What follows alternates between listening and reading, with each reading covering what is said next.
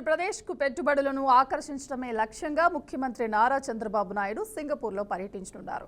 ఈ నెల 26 నుంచి 31వ తేదీ వరకు 6 రోజుల పాటు ఆయన ఆ దేశంలో పర్యటిస్తారు. అక్కడి దిగ్గజ బిజినెస్ సంస్థల ప్రతినిధులు, యాజమాన్యాలు, ప్రముఖులు, పారిశ్రామికవేత్తలతో భేటీ అవుతారు. బ్రాండ్ ఏపీ ప్రమోషన్తో రాష్ట్రానికి పెట్టుబడులను సాధించేందుకు చంద్రబాబు టీం ఈ పర్యటనకు వేదిక చేసుకోనుంది. ప్రభుత్వం తీసుకొచ్చిన నూతన పారిశ్రామిక పాలసీలు, స్పీడ్ ఆఫ్ డూయింగ్ బిజినెస్ విధానాలను వివరించబోతున్నారు. ఇప్పటికే సింగపూర్ పర్యటనపై అధికారులతో చంద్రబాబు సమీక్షించారు.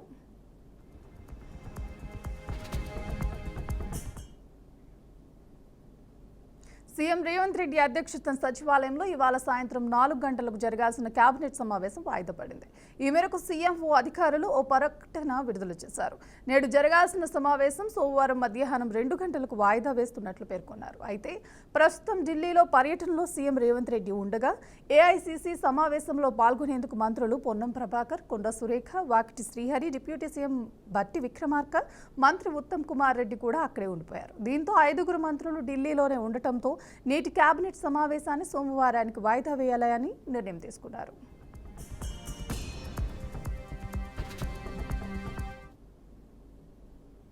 కాంగ్రెస్ పార్టీ బీసీలకు అన్యాయం చేస్తుందని తీవ్ర స్థాయిలో మండిపడ్డారు కేంద్ర మంత్రి కిషన్ రెడ్డి. తెలంగాణ సీఎం రేవంత్ రెడ్డి మోదీపై చేసిన వ్యాఖ్యలకు కిషన్ రెడ్డి కౌంటర్ ఇచ్చారు. రేవంత్ రెడ్డి మిడిమిడి నాలెడ్జ్తో రాజకీయ లబ్ధి కోసం రాజకీయాలు చేస్తున్నారన్నారు. అంతేకాకుండా బీజేపీ ప్రభుత్వం బీసీ కమిషన్ చట్టబద్ధం చేసిందని తెలిపారు. ఎంపీలో ఎక్కువ మంది బీసీలు బీజేపీ నుంచే ఉన్నారని అన్నారు. మోదీ కులాన్ని మండల్ కమిషన్ ఆధారంగా బీసీలో చేర్చారు. విశ్వ బ్రాహ్మణుల వంటి వందల కులాలు దశల వారీగా బీసీ జాబితాలో చేర్చబడ్డాయి. ఇప్పుడు మోదీని కన్వర్టెడ్ బీసీ అంటారా అంటూ కాంగ్రెస్ పై మండిపడ్డారు. మళ్ళీ రేవంత్ రెడ్డి గారు రావు గాంధీ పక్కన కూర్చొని కన్వర్టెడ్ బీసీ అంటారు. ఎట్లా కన్వర్టెడ్ బీసీ అవుతాడో చెప్పాల్సినటువంటి అవసరం ఉంది. రాజ్యాంగబద్ధంగా ఒక ముఖ్యమంత్రి స్థాయిలో ఉన్నటువంటి వ్యక్తి మిడిమిడి జ్ఞానంతో, దుందుడుకు విధానంతో రాజకీయ లబ్ధి కోసం ఈరోజు కులాలను విమర్శించేటువంటి పరిస్థితి, అవాక్కులు చెవాక్కులు పేలే విధంగా ఈరోజు ముఖ్యమంత్రి గారు వ్యవహరిస్తూ ఉన్నారు. నేను ఒక్కటే అడుగుతా ఉన్నాను, స్వాతంత్రం వచ్చిన తర్వాత అనేక కులాలను దశల వారీగా బీసీలో చేర్చడం జరిగింది. 1972లో బంజారాలను, అంటే తెలంగాణలో లంబాడీలను ఎస్టీలో చేర్చడం జరిగింది. అంటే ఈరోజు లంబాడీలు కూడా కన్వర్టెడ్ ఎస్టీలా చెప్పాల్సినటువంటి అవసరం ఉంది.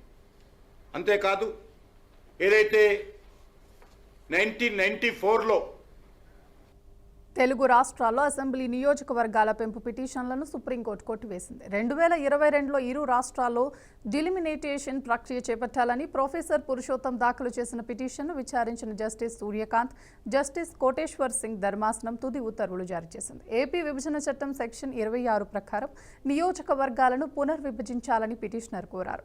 సెక్షన్ 26కు పరిమితి ఉందన్న సూర్యకాంత్, ధర్మాసనం 2026లో జనాభా లెక్కల ఆధారంగా నియోజకవర్గాల పునర్విభజన ఉంటుందని తెలిపింది. తెలంగాణ కమలం పార్టీ పంచాయతీ ఢిల్లీకి చేరింది. మల్కాజ్గిరి ఎంపీ ఈటెల రాజేందర్, కేంద్ర హోంశాఖ సహాయ మంత్రి బండి సంజయ్పై బహిరంగంగా చేసిన తీవ్ర విమర్శలు బీజేపీతో పాటు మిగతా రాజకీయ పక్షాలు చర్చనీయాంశంగా మారాయి. ఢిల్లీలో పర్యటించిన పార్టీ అధ్యక్షుడు రామచంద్రరావు హైకమాండ్ దృష్టికి తీసుకెళ్లారు.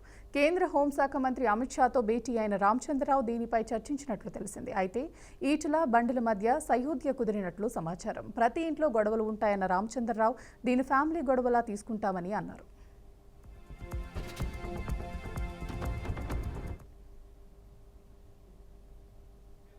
అంగన్వాడీ పనితీరుపై మంత్రి సీతక్క సమీక్ష సమావేశం నిర్వహించారు. 100 రోజుల యాక్షన్ ప్లాన్ గురించి అధికారులతో మాట్లాడారు.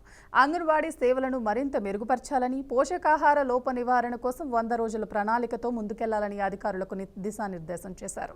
ఎన్ని పథకాలు తీసుకువచ్చినా, ఎన్ని ఆలోచనలు చేసినా అవి కింది స్థాయిలో అమలు కాకపోతే ఫలితం ఉండదన్నారు. విద్యార్థుల శరీరానికి తగిన పోషకాహారాన్ని అందించేలా చర్యలు తీసుకోవాలన్నారు. పెరగటం, తరగటం కాకుండా ఆరోగ్యంగా ఉండేలా పోషకాహారం అందించాలన్నారు. ఈ సమావేశానికి మహిళా శిశు సంక్షేమ శాఖ కార్యదర్శి అనితా రామచంద్రన్, డైరెక్టర్ సృజన, జోడీలు, అజిటీలు హాజరయ్యారు.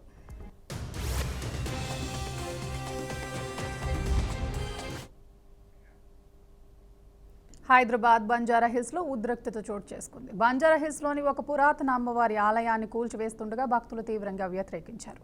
అమ్మవారి ఆలయాన్ని రక్షించేందుకు భక్తులు నిరసనలు చేపట్టారు.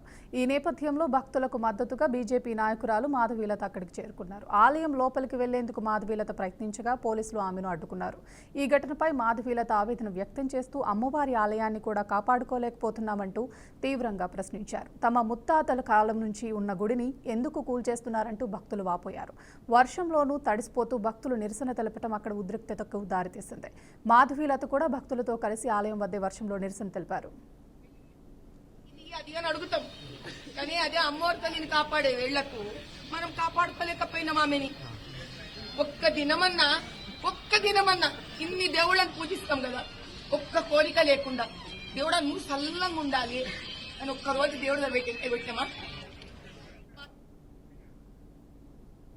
వైసీపీ ఎమ్మెల్సీ అనంతబాబుకి ఏపీ హైకోర్టులో ఎదురు దెబ్బ తగిలింది. దళిత యువకుడు మాజీ డ్రైవర్ సుబ్రహ్మణ్యాన్ని హతమార్చి డోర్ డెలివరీ చేసిన కేసులో రాజమహేంద్రం ఎస్సీ కోర్టు ఇచ్చిన తీర్పుపై స్టే ఇచ్చేందుకు ఉన్నత న్యాయస్థానం నిరాకరించింది.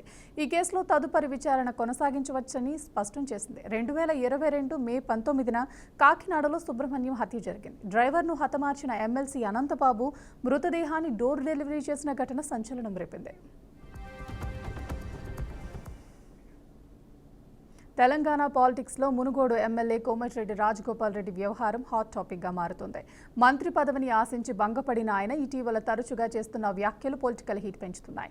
10 ఏళ్లు ముఖ్యమంత్రిగా తానే ఉంటానని సీఎం రేవంత్ రెడ్డి చేసిన వ్యాఖ్యలపై ఇప్పటికే ఎక్స్ వేదికగా అభ్యంతరం చెప్పిన రాజగోపాల్ రెడ్డి తాజాగా మరోసారి సంచలన వ్యాఖ్యలు చేశారు. మనకి మంచి రోజులు రాబోతున్నాయని సంచలన వ్యాఖ్యలు చేశారు.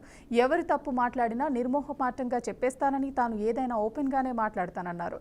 మొన్న రేవంత్ రెడ్డి మాటలు తప్పని చెప్పావని, తప్పు చేస్తే అది నేనైనా ఎవరైనా ఒకటేనన్నారు. రైతు భరోసా అందరికీ రాలేదని, కొందరికే వచ్చిందని అంగీకరించారు. తాజాగా రాజగోపాల్ రెడ్డి చేసిన వ్యాఖ్యలు సంచలనం రేపుతున్నాయి.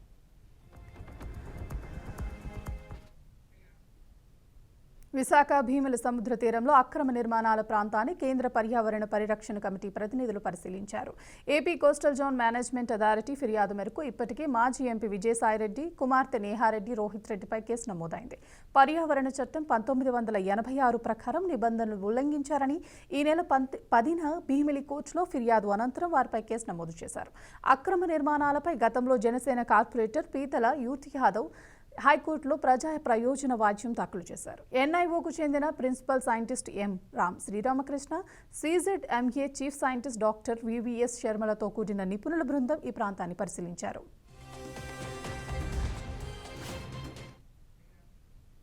ఏపీలో మెట్రో ప్రాజెక్టులకు కీలక ముందడుగు పడింది. విశాఖ, విజయవాడ మెట్రో రైల్ ప్రాజెక్టులకు రేపు టెండర్లు పిలవాలని రాష్ట్ర ప్రభుత్వం నిర్ణయించింది. మొత్తం 21,616 కోట్ల రూపాయలతో మెట్రో రైల్ ప్రాజెక్టు చేపట్టనుండగా ఇందులో విజయవాడ మెట్రో రైల్ ప్రాజెక్టుకు 10,118 కోట్లు, విశాఖ మెట్రో రైల్ ప్రాజెక్టుకు 11,498 కోట్ల రూపాయలతో టెండర్లు పిలవనున్నారు. కేంద్ర రాష్ట్ర ప్రభుత్వాలు 50-50 పార్ట్నర్షిప్తో మెట్రో రైల్ ప్రాజెక్టుల నిర్మాణాలు చేపట్టనున్నారు. విశాఖ మెట్రోకు రాష్ట్ర ప్రభుత్వ వాటా కింద VMRDA నుంచి 4,101 కోట్ల రూపాయలు, విజయవాడ మెట్రోకు CRDA నుంచి 3,497 కోట్ల రూపాయలు ఇవ్వాలని నిర్ణయించారు.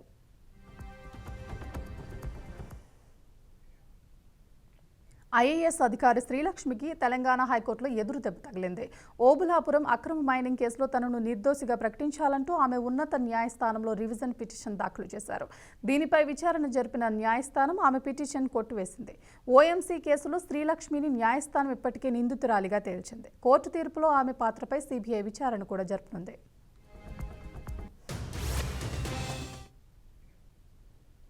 HCA అవకతవకల కేసులో మరో కీలక పరిణామం చోటు చేసుకుంది. Hyderabad cricket association general secretary దేవరాజ్ను శుక్రవారం సాయంత్రం CID అధికారులకు అదుపులోకి తీసుకున్నారు. తమిళనాడులో ఉన్నాడన్న పక్కా సమాచారంతో అక్కడికి వెళ్లి అరెస్ట్ చేశారు. దేవరాజ్ అరెస్ట్తో హైదరాబాద్ క్రికెట్ అసోసియేషన్ కేసులో అరెస్ట్ అయిన వారి సంఖ్య 6కు చేరింది. ఇదిలా ఉంటే గంట క్రితమే ఈ కేసులో 3 నిందితులకు బెయిల్ మంజూరైంది. తమకు బెయిల్ మంజూరు చేయాలంటూ HCA ప్రెసిడెంట్ జగన్మోహన్ రావుతో సహా పలువురు మల్కజ్గిరి కోర్టులో పిటిషన్ దాఖలు చేశారు. శుక్రవారం ఈ పిటిషన్ మల్కజ్గిరి కోర్టు విచారించింది.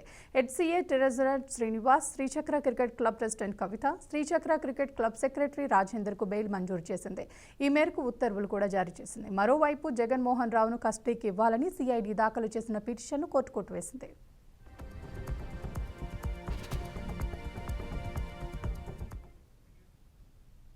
భారత ప్రధాని నరేంద్ర మోదీ మాల్దీవ్స్కు చేరుకున్నారు. మాల్దీవ్స్ రాజధాని మలేలో ప్రధాని మోదీకి ఘన స్వాగతం లభించింది. మోదీకి మాల్దీవుల అధ్యక్షుడు ముయూజు ఉన్నతాధికారులతో స్వాగతం పలికారు. శనివారం మాల్దీవ్స్ 60వ స్వాతంత్ర్య దినోత్సవం ఉండటంతో ఆహ్వానం మేరకు మోదీ మాల్దీవ్స్కు చేరుకున్నారు.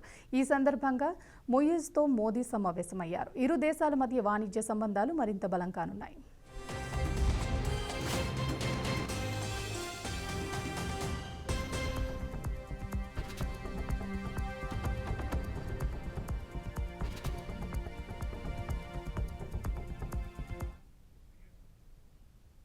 కేంద్ర ప్రభుత్వం కీలక నిర్ణయం తీసుకుంది. ఆపరేషన్ సింధూర్, పహల్గాం ఉగ్రదాడి ఘటనలపై పార్లమెంటు ఉభయ సభల్లో చర్చించేందుకు అంగీకరించింది. ఈ రెండు అంశాలపై చర్చించాలంటూ ప్రతిపక్షాలు ఆందోళన చేస్తుండటంతో సభ కార్యకలాపాలకు అంతరాయం కలుగుతుంది. వరుసగా పార్లమెంటు ఉభయ సభలు వాయిదా పడుతూ వచ్చాయి. శుక్రవారం సైతం ప్రతిపక్షాల ఆందోళన నేపథ్యంలో ఉభయ సభలు సోమవారానికి వాయిదా పడ్డాయి. ఆపరేషన్ సింధూర్ అంశంపై సోమవారం చర్చ జరగనున్నది. రక్షణ మంత్రి రాజ్నాథ్ సింగ్ లోక్సభలో ఆపరేషన్ సింధూర్పై చర్చకు ప్రారంభిస్తారు. ఈ చర్చలో హోంమంత్రి అమిత్ షా, విదేశాంగ మంత్రి జైశంకర్తో పాటు బీజేపీ ఎంపీలు అనురాగ్ ఠాకూర్, నిష్కాంత్ దుబే పాల్గొంటారు. ప్రధానమంత్రి నరేంద్ర మోదీ సైతం చర్చలో పాల్గొనే అవకాశం కూడా ఉంది.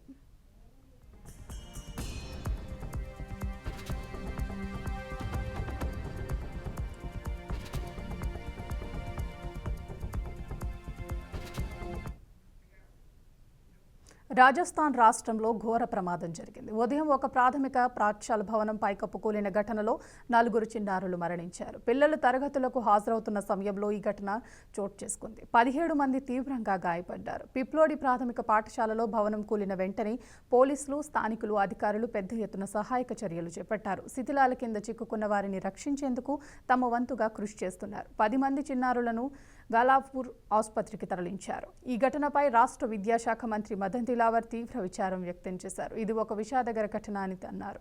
గాయపడిన పిల్లలకు ఆసుపత్రిలో చికిత్స అందిస్తున్నారని, వారి చికిత్స ఖర్చును ప్రభుత్వం భరిస్తుందని చెప్పారు. పైకప్పు కూలిపోవటానికి గల కారణాలను నిర్ధారించడానికి ఉన్నత స్థాయి విచారణ జరుగుతుందని మంత్రి స్పష్టం చేశారు.